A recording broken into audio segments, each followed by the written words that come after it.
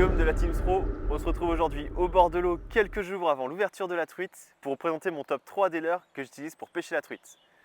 En numéro 1, un petit poisson nageur qu'on vient tout juste de sortir, l'Iris the Kid. Donc l'Iris the Kid, c'est un poisson nageur très compact de 6 grammes pour 5 cm.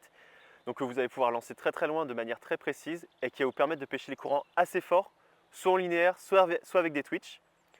Ici on a un coloris Véron, c'est un coloris que j'aime énormément, mais on peut aussi utiliser des coloris Shad ou Roach, c'est des coloris aussi que j'ai dans ma boîte. Monté en hameçon Gamakatsu comme tous les leurres de la gamme Pro évidemment.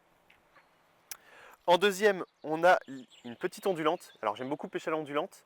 Ici c'est l'Incy Spoon de chez Troutmaster en 3,5 grammes, j'utilise aussi la version 2,5 grammes. Monté en hameçon Gamakatsu évidemment. Alors on a un petit coloris Sebling, c'est pas le coloris le plus utilisé pour la truite, mais moi c'est un coloris qui me plaît pas mal et qui m'a sauvé de pas mal de situations. J'utilise aussi les coloris bronze et brown trout. Et l'ondulante, je vais surtout l'utiliser dans des spots un peu plus calmes, voilà, des parties de rivière qui courent un peu moins, avec moins de courant, mais il y a quand même des poissons en activité. Pour finir, un leurre très connu dans la gamme Pro, j'ai nommé le Larva Micro Spinnerbait, qui est ni plus ni moins qu'un micro spinner, monté en simple pour moins abîmer les poissons. C'est un micro spinner en fait qui est une imitation de petits insectes. On a des petites pattes en silicone pour donner plus de réalisme. Et il va faire 7 grammes, donc il va vous permettre de pêcher des petites fosses, donc on va dire des fins de courant, là où il y a un peu plus de profondeur et où les truites vont être calées plus au fond. Donc voilà, à avoir dans sa boîte, Larva Micro Spinnerbait.